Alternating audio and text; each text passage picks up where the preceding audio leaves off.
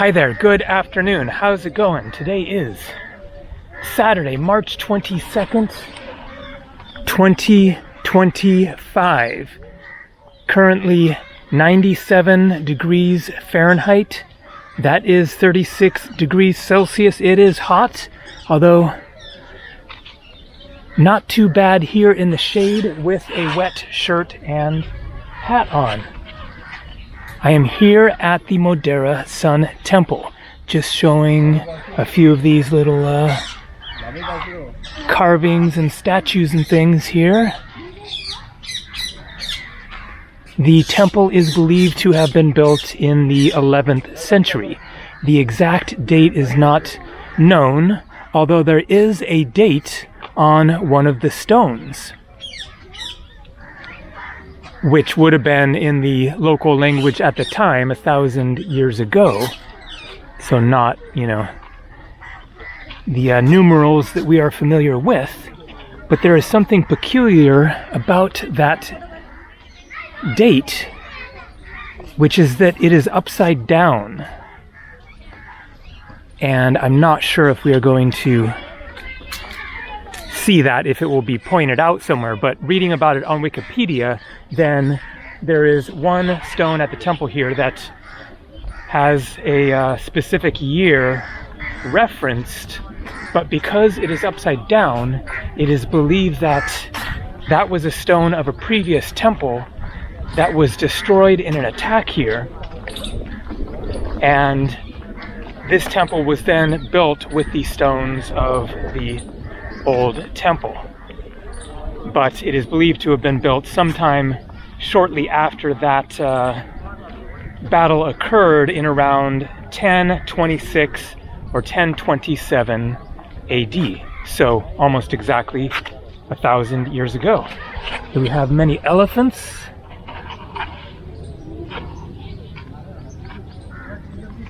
And an incredible stepwell.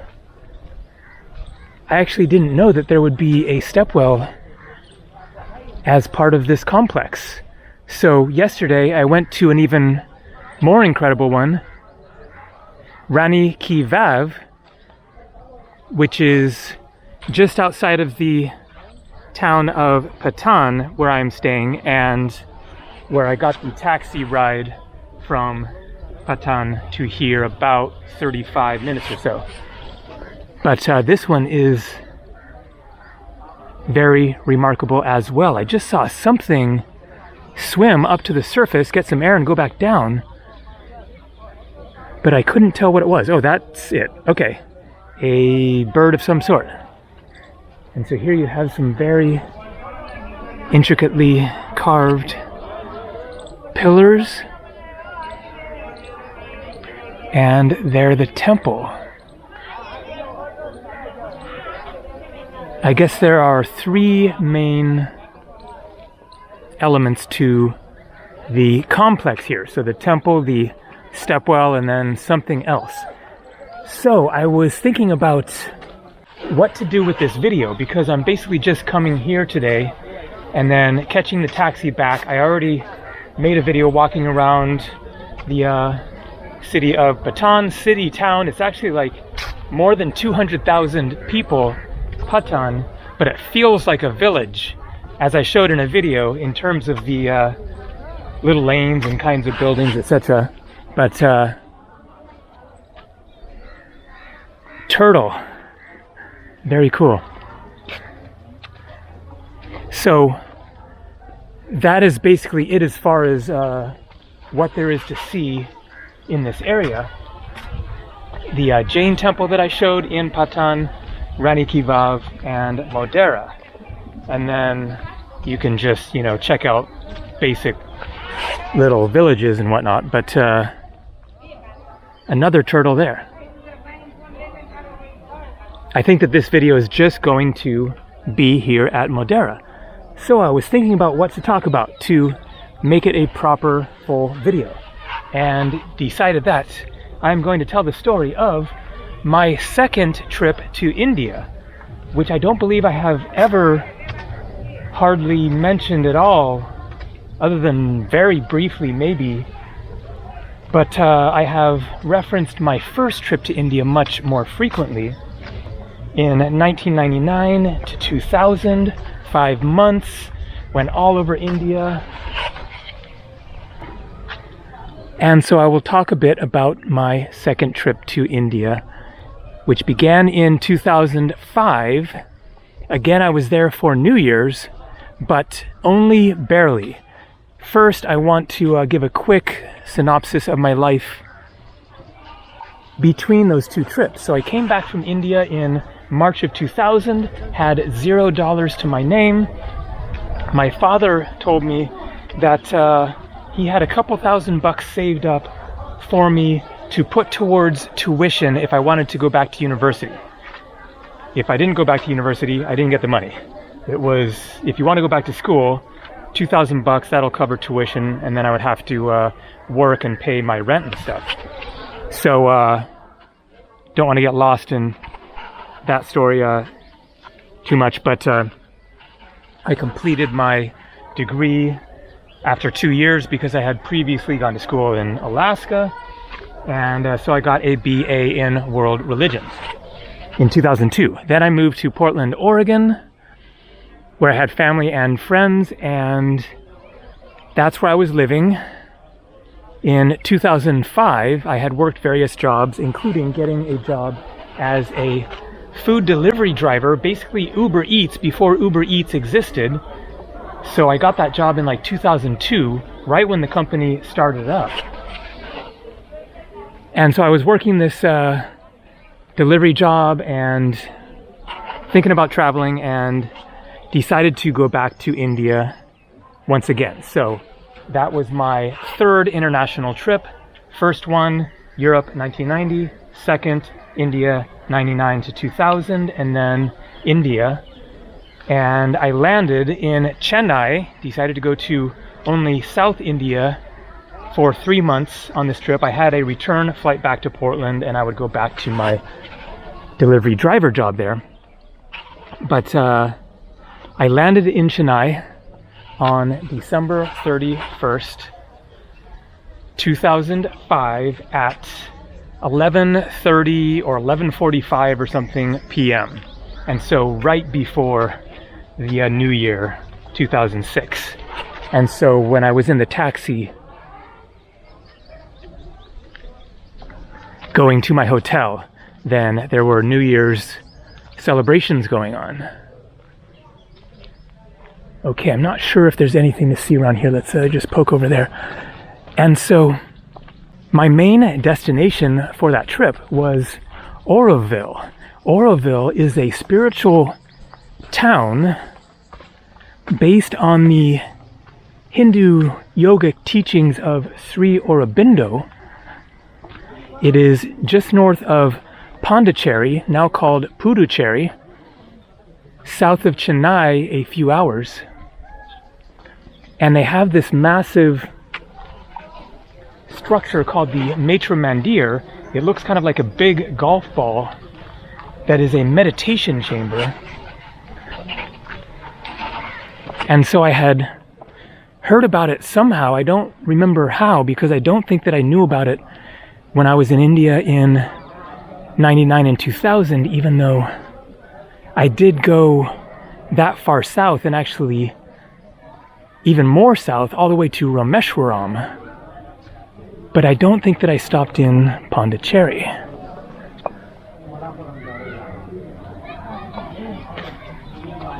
Okay, let's focus on the temple here. Classic, very detailed carvings of many people dancing and having a good time, I guess. Probably some battles referenced as well.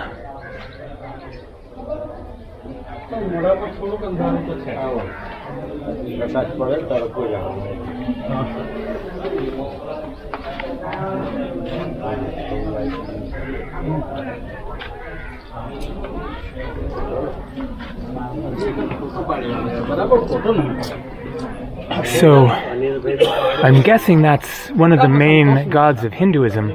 My best guess would be Vishnu, but that is just a complete guess.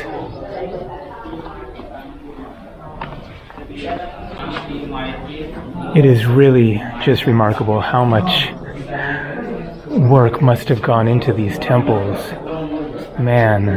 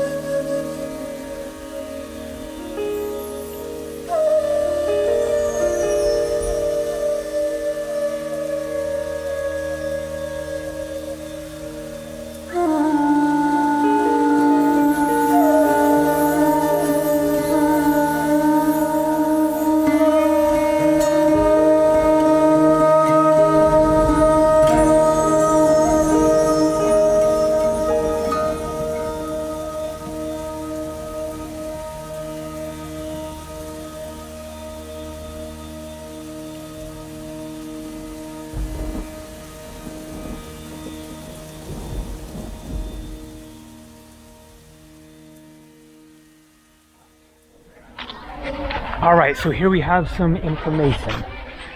The Sun Temple of Modhera, which ranks next only to the Sun Temple of Konark, is one of the finest examples of temple architecture in Gujarat. Built in 11th century AD, this temple is located in Betraji Taluka of Mehsana district, on the left bank of river Pushpavati. It is built on a platform facing east in the reign of Solanki ruler Bhimadeva, 1022 to 1063. So,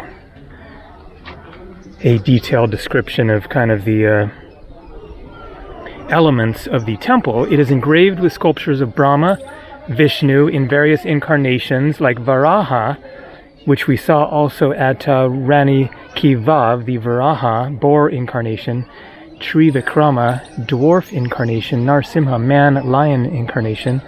Some of these sculptures representing Shiva cults, so I believe that means Shiva, are Uma Maheshvara, dancing Ganesha, and image of goddess Durga. So, really classic Hindu temple of that era. So I have much to explain in this story, and was that basically it as far as the temple? So, I had two main missions on that trip to India in 2006. One was to check out and really experience Auroville, and second was to do some writing.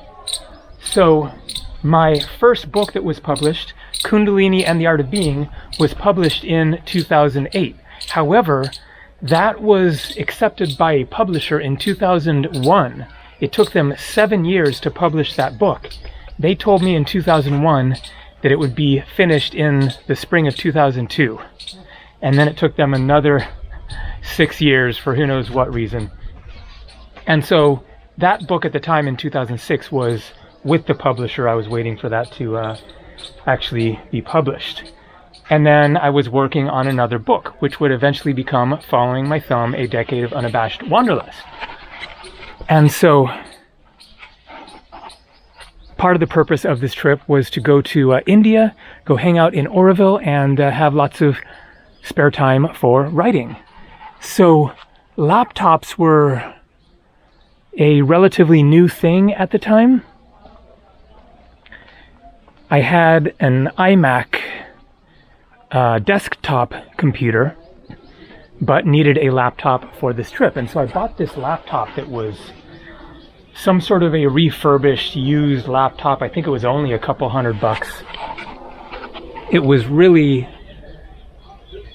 heavy from what I remember. It was a few years old at the time. And so I get to Auroville, where I have a whole month booked at 3 different communities. So Auroville isn't one unified community in which it's all kind of the same thing. It is really a collection of different mini communities in which they subscribe to the basic principles of the founding of the town, basic yogic Hindu principles, but then they have their own scenes going on, and so you stay at these different places inside Auroville.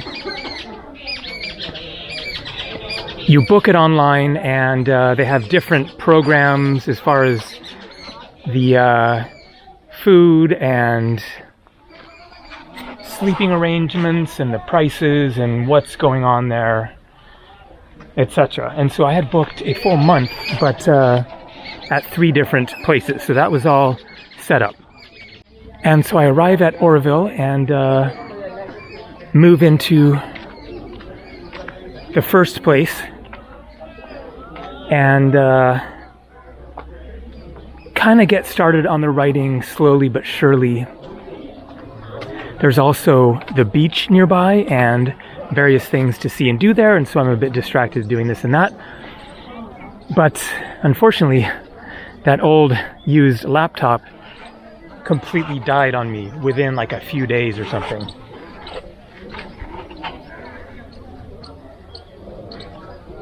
And so I had no backup. I wasn't going to buy a new laptop in India or anything like that. So that whole writing effort just collapsed. I don't know if I even had anything saved. Maybe I did on some sort of a disk and saved a few pages or something. I don't know. But the writing didn't happen. So instead, I enjoyed my time at Auroville for the next month. So I guess that really was it. What's the third thing? Oh, maybe it's 1 temple, 2 temples, and the stepwell. And so I really enjoyed Auroville and would love to go back and experience it again sometime. I guess I'm just going to walk around the grounds here and finish telling the tale. And so after my month there, then I had met up with, I'd met up with a number of people there who became regular friends that we would go do things around Auroville and go to the beach together. And one was this woman from somewhere in the US, and we ended up traveling to Hampi together through Bangalore. And so I went to Hampi for the first time, which I've been to many times since then, 5 or 6 times or something, and definitely one of my favorite places in India. I remember it being very, very, very hot. I had this really simple room, no AC. It was like, more than 100 degrees, maybe 40 Celsius, 104 Fahrenheit, something like that.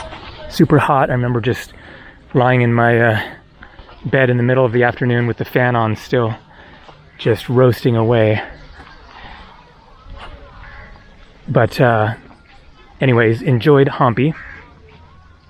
I am going on recollection, which would be greatly improved if I had my photo album here, which is in my storage space in Portland. But I have lots of pictures from that trip, only a few on my computer, so I will include those. But I don't recall exactly my route from there, but I went to a couple of other temples in that area, Belur and Halabid. And then I traveled south and went to Mysore, which I had been to on my first trip it would have been 2000. And so I had a mission in Mysore. I had bought these sandals in Mysore in 2000, and I guess they had worn out 6 years later, or probably I still had them and they were maybe in okay condition, because I doubt that I would have worn them that much, but maybe I didn't bring them with me, or not sure. Oh yes, I definitely did bring them with me, because that is part of the story. So I'm wearing these sandals that I bought in India 6 years earlier from a guy on the street in Mysore. And so I decide, let's go try to find that guy and see if he is still in the same place. And he was literally on the street. I don't mean a shop on the street. I mean, he was just a guy sitting like on the curb of the sidewalk with a little wooden platform with his sandals on it. And miraculously, I could kind of remember where that was in Mysore. And so I am wearing the old sandals. I go to that area, start looking around, and boom, there he is.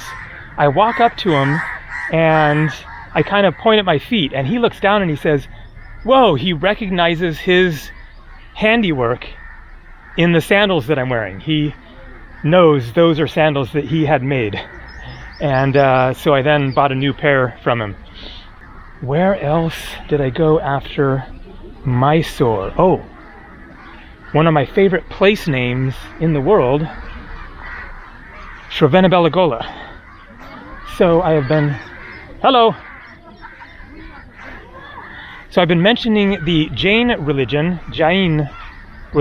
which is certainly similar to Hinduism in many ways and a similar history.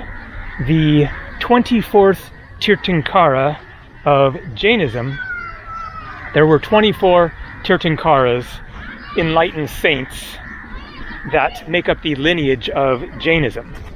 The 24th lived around the same time as the Buddha, maybe at the same time that the Buddha was alive. And so that is about 2,500 years ago. The 23rd Tirthankara, so before the 24th, lived in around the 8th or 9th centuries BC, so 2,800 years ago. And then all the other ones are assumed not to be real historical people, but they go back like 83 million years or something like that. So that is the brief synopsis of Jainism. Gandhi, who is from Gujarat here, was a proponent of Jainism. There are many Jains in Gujarat here. And so the kind of principal belief of Jainism is about ahimsa, non-violence, not doing harm to others. That is one of the basic principles. And so the 24th Tirthankara is the principal saint of Jainism, and he is often depicted as being nude, as I showed in previous statues in Pushkar and in Ajmer when I went to the fort that was a museum, and they had a whole section of Jainism, of Jain statues and carvings. So Vraindabani is basically the Mecca of Jainism. of course, Mecca, Saudi Arabia, where Muhammad was born and lived, and that is the, central location of Islam. So, of course, when Muslims are praying, they are praying specifically in the direction of Mecca. And so Vraindabani is like the central place for the Jains. Jainism now is a very minority religion of only, I think, a few million people. 1.4 billion people in India, I think about 80% Hindu, and so more than 1 billion Hindus, and then of course also elsewhere around the world. But just a few million Jains still, although they were kind of equal for centuries, even millennia, and then Jainism waned and Hinduism became more common. And it is time for a drink. This time I have a Limca Indian soda that is very similar to Sprite or 7-Up. I haven't had one in a while. Let's see how it compares.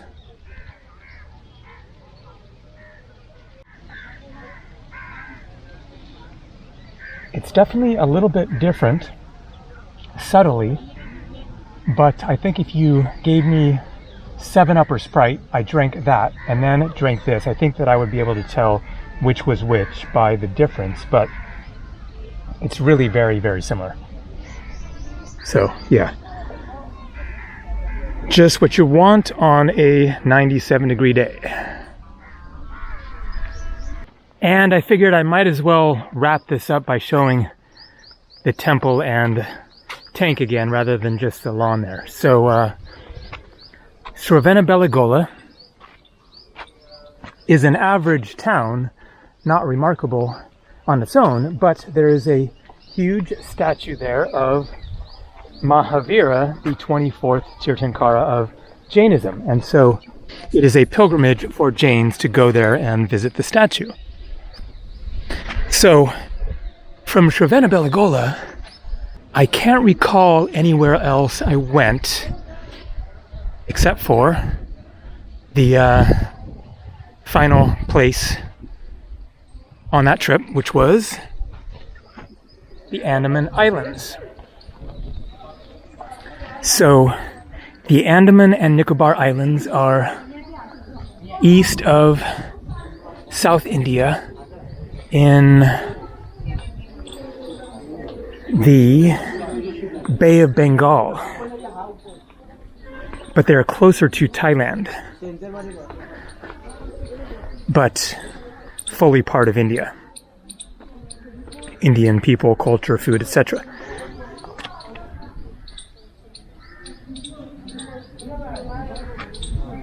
And so I wanted to get out to the islands. So the Nicobar Islands are populated by indigenous people, and you can't go there. That is where a young missionary went a number of years ago and tried to go convert the people there to Christianity, and was very quickly killed by the people. They have no contact with the outside world, just living their lives on these tropical islands. Pretty amazing that there are still people, living that lifestyle. At least a few left. But the Andaman Islands, which are just north of the Nicobar Islands, are a popular tourist spot.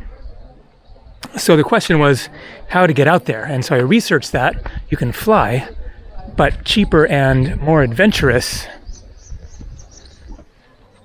is taking a ferry.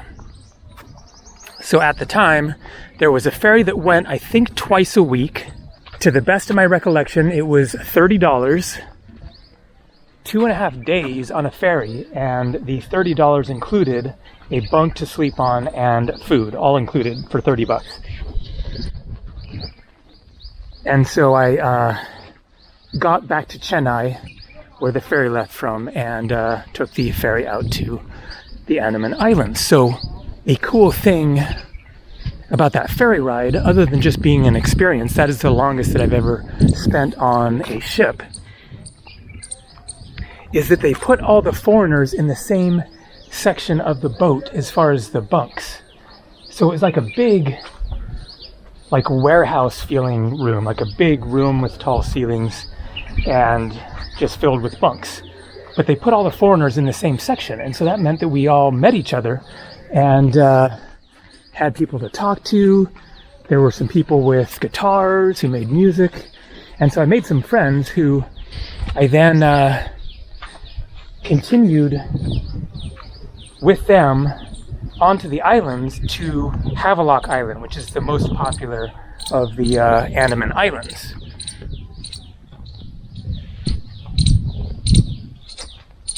And then I will tell a funny story of some guys that I met.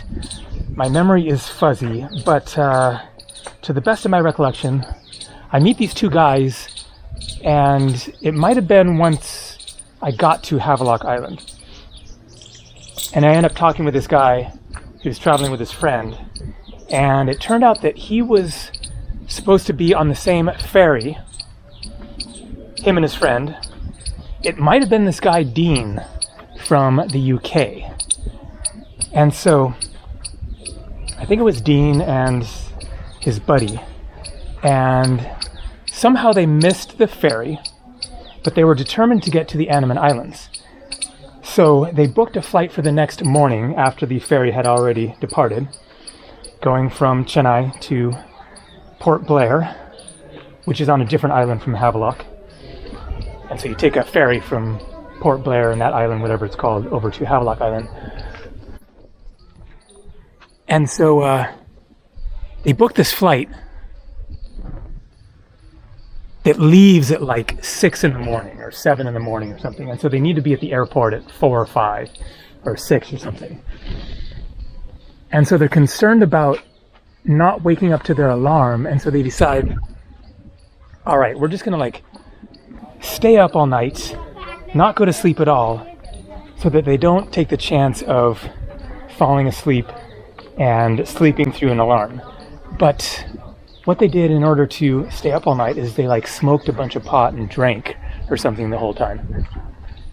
And so what happened is they fell asleep at like 3 or 4 in the morning and missed their flight. I think they woke up in time that they thought, well, maybe we can still catch it. And so they went to the airport, but were too late. And then they ended up having to buy another flight that was like a lot more expensive, something like that. So it was like the 3rd attempt to get out to the Andamans. And so I spent, I think, a week, maybe 10 days or something on Havelock Island. Really liked it, would love to go back and make videos there. From there, I had a flight back to Chennai, and then I caught my flight from Chennai back to Portland, Oregon, and went back to work. So there you go. India trip number 2, 2005, 2006. All right, so tomorrow I have a train to Ahmedabad, the capital and largest city of Gujarat. So more coming from India. See ya.